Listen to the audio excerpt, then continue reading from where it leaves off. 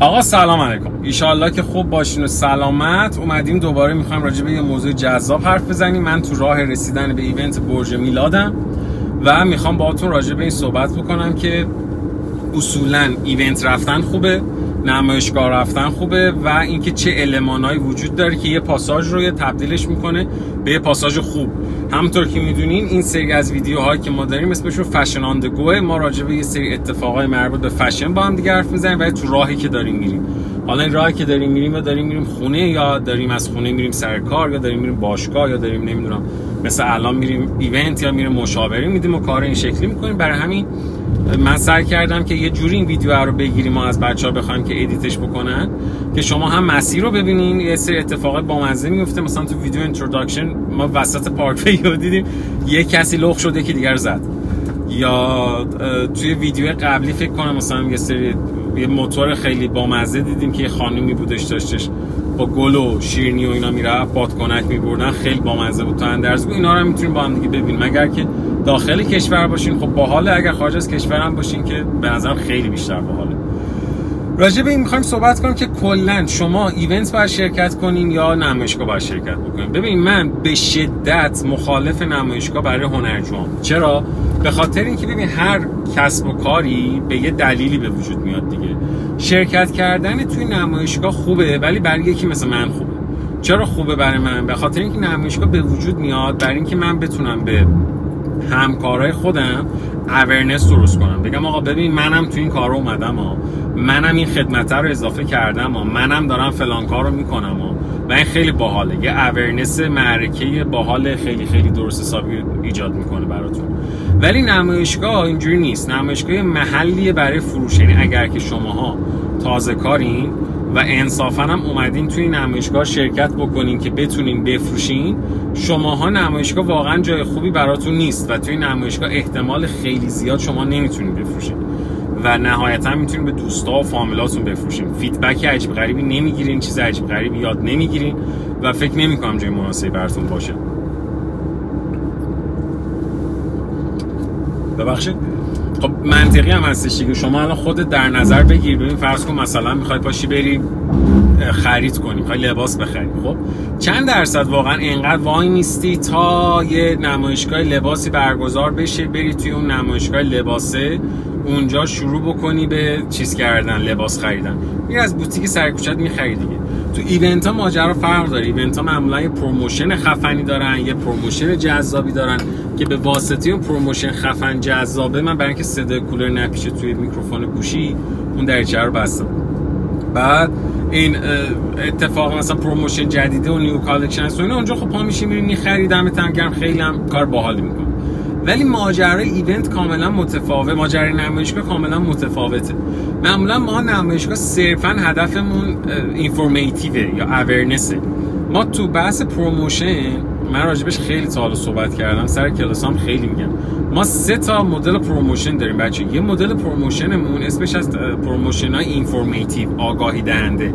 مثلا این بیلبوردهایی که شما تو سطح شهر می‌بینی، مثلا همین الان اسکی که اینجا مثلا بیلبورد زده، خب اینا چی هن؟ اینا بیلبوردهای چیزن، بیلبوردهای اینفورمیتیون، آگاهی دهندن. ببین امکان نداره من الان اینو نگاه کنم همین الان وسط کار مثلا فرمون رو ول کنم برم شروع کنم اینجوری تو گوشیم برم بگم حاجی من بیمه‌مو بخرم. بعد اصلا مگه چند درصد همین الان ممکنه نیاز به بیمه داشته باشن؟ خب بچه‌ها مثل من لطفاً رو خط رانندگی نکنید و بین خطوط برانید، چون من خودم جزو اونام که یکی رو خط میره کلی فوشش میدم. آره. بعد برای همین این خیلی احتمال پایینی داره دیگه، اینفورمیتیوه. از اون طرف ما یه سری دیگه داریم و نمایشگاه جزء اینفورمیتیو هاست، جزء آگاهی دهنده هاست. حالا یه سری دیگه داریم پرسویسیوه. پرسویسیوا اونایی هستن که شما رو متقاعدت قرار بکنن. خب متقاعد کنندن.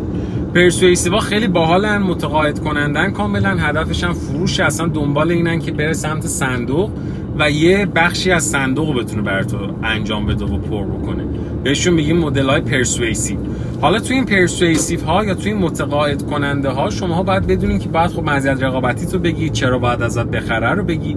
و ایونت یکی از اون فضاهای پرسویسیوه که تو شرکت میکنی، یا عالمه آدم دیگه بغلت هستن، مخاطب میاد پول تو جیبشه میخواد بخره و تو اونجا باید متقاعدش بکنی که چرا باید بیاد از تو خرید بکنه، چرا باید بیاد از تو بگیره. برای ما بهشون میگیم پرسویسیو.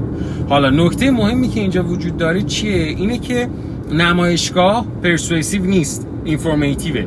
طرف نمایشگاه میره شرکت میکنه و بعد زنگ میزنه یه عالمه شاکی که آره من برندم یه ایرادی حتما داره آقا، یعنی تو رو خدا یا ببین ایراد برند من چیه. و خودت تو ایرادی نداره برندت، فقط مدیر عامل ایراد داره که ذره سوادش باشه. خب در غیر این صورت والا مدیر عاملت ایراد داره، یعنی تو باید خودت رو عوض بکنی، یه ذره بیشتر بخونی و اینا. ما در کنار اینا یه چیز دیگه هم که الان بهتون بگم تا نرسیدیم، فکر کنم مثلا 4-5 دقیقه من وقت دارم، بحث مربوط به پاساژاست. ما راجع به پاساژام خیلی حرف میزنیم همیشه سر کلاس که واقعا چه پاساژی به دردمون میخوره، کدوم پاساژ بریم بهتره.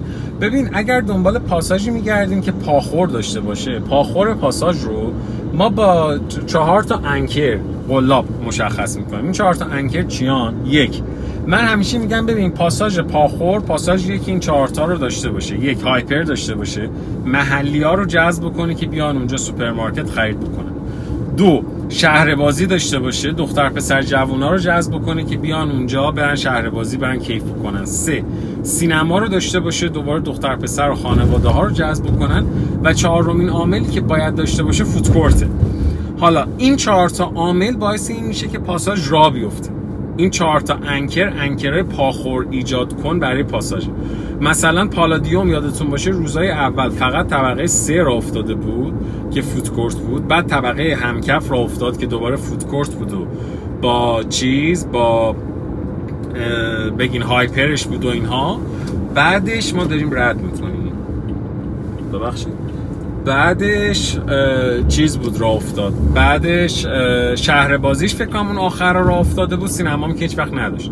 یا ارگ مثلا یکی از اولین جاهایش که راه افتاده بود سینما بود، بعدش بود، شهر بازیش بود که خیلی باحال بود، فودکورتش بود. و حالا الان فهمیده برای اینکه بخواد یه بخش بیشتری از محلی‌ها رو جذب خودش بکنه باید حتما چیو بگیره؟ باید حتما هایپر رو راه بندازه. اگه دیده باشین الان تو طبقه پارکینگ فکر کنم پیه که ارکه میرین، من چون اونجا مشاوره دارم زیاد میرم، برای همین اونجا شما میبینین که داره یه دونه هایپر هم راه میندازه. یا مثلا برج آناهیت که تو تهران پارسه، اونجا دوباره من خیلی تایم میرفتم برای کارا، مشاوره باید میدادم و اینها. در نتیجه اونجا باز ما چالشی که همیشه باهاشون داشتیم همین بود.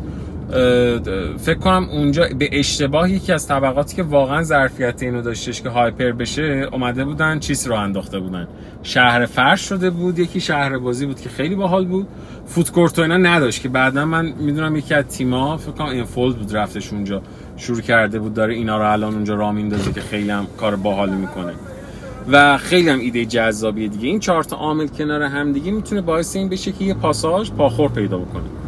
سلام، مرسی لطف کردید. چه باحال. من نمیدونستم تراکت ایونت خودمونه میدن اینجا. بعد آره به خودمون تراکت خودمون رو دادم. آره خلاصه این که این شکلی و خیلی هم اتفاق جذاب و باحالیه دیگه. ولی نکته اصلی چیه آقا؟ لزوما هر ایونتی که هر پاساژی که پاخور داره مشتری هم نداره. ببین من یه عالمه پاساژ تا حالا مشاوره دادم که اینا تو میری توش مشتری آدم هست مشتری نیست، طرف رهگذر انگار اومده پارک داره راه میره، کم هم نیستش دیگه. یعنی خودتون اگه دوست دارین الان این زیر تو قسمت کامنت ها بنویسین این چیزها رو دیدین چقدر باحاله. نه مثلا تو دوربین افتاد یا نه، فکر کنم پارکینگ همین بود. این جایگاه هایی که مخصوص خودروی برقیه. خب